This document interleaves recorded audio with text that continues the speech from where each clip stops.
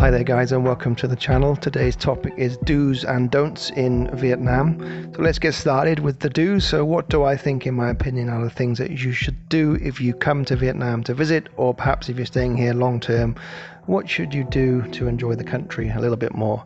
So I would advise, number one is to try to learn just a little bit of Vietnamese, guys. Just a few words go a long way, especially if you want to go to the market, shopping, and even just day-to-day interactions with people from inside the hotels and in the service industry. They really appreciate it if you just use a little bit of the local lingo, and I think it'll go a long way to making their day as well and making you feel good.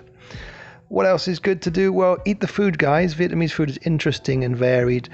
Don't be scared to try a bit of street food. Don't be scared to visit the markets as well, guys, and practice your Vietnamese if you learn a little bit. The markets are great, very interesting, and it's full of sights, sounds that you probably wouldn't see back at home. If you live here, then I'd recommend you shop in the market as well. It's a lot cheaper than the supermarket and arguably fresher, although some of my colleagues would disagree and they say, don't go to the market, go to the supermarket. The market's from China, don't go there. Well, that's up to you guys. I think it's great. I go there often and I buy most of my fruit and vegetables from my local market.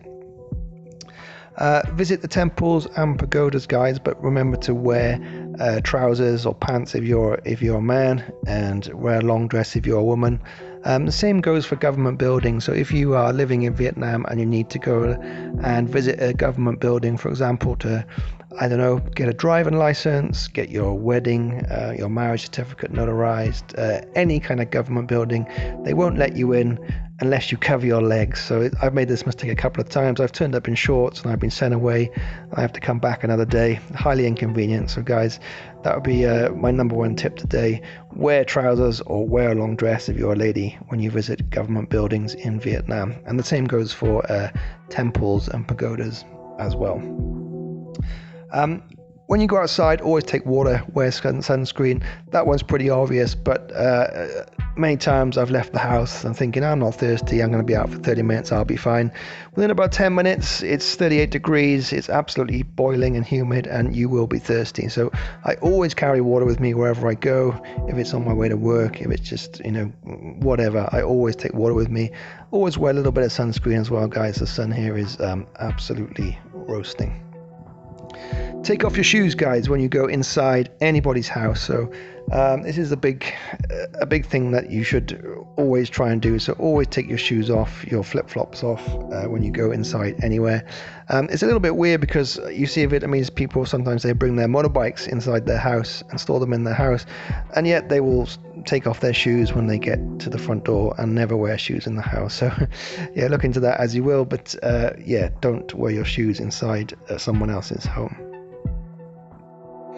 Visit the beaches and the mountains, guys. There's some beautiful beaches in Quy Nhơn, Nha Trang, Da Nang, around the central and south central regions, especially at the moment when it's quiet. It's a great time to visit the beaches and to make the most of the low volume of tourists. Also, check out the mountains in the north, in Cao Bang, in Sapa. If you're feeling a bit more adventurous, you can rent a motorbike, guys, and you can go for 3, 5, 7 day treks around the mountain areas in the north. It's fantastic. I mean, only do it if you can ride safely, if you have insurance and you feel confident on a bike. Don't do it by yourself, guys, because if you have an accident, then you could well be left there, and who knows what would happen. And finally, guys, if you are a long-term expat in Vietnam, or even just visiting for a couple of months, get to know the locals, guys. I mean, if you're a man, maybe even date a local. I mean, Vietnamese women are fantastic.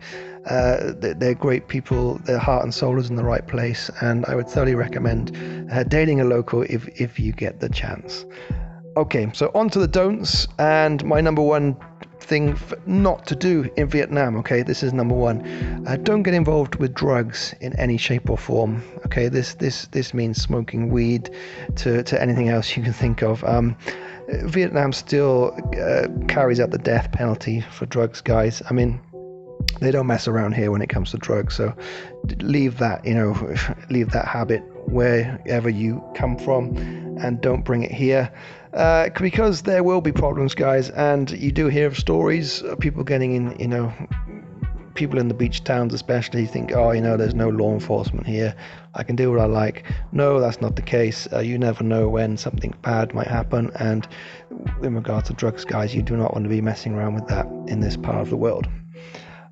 Don't criticize the government. Okay, so Vietnam is a one-party state, a communist government, and they don't take kindly to criticism online or in public. So, as a foreigner, you do have a little bit more leeway in this regard. You can, I wouldn't recommend it, but you can, if like for myself, I've been here many years, so I talk about, different things with my colleagues. But if you're visiting, don't post anything negative about the government.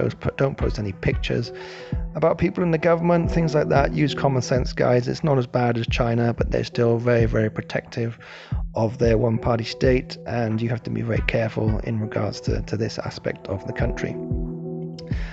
Don't drive a motorbike here unless you have a license and a helmet. I know many people do drive without a license, but I could tell you some stories of what happens if you get into an accident and you don't have a license. There will be big problems. As you can see from my videos, guys, traffic here is absolutely crazy, and I will do some videos looking into this in more regard in the future. But I would really recommend to think very carefully about riding a motorbike or driving a car here, especially without a license. And if you do decide to do it, practice somewhere quiet first, and of course always wear a helmet and come with travel insurance. Don't come here without travel insurance.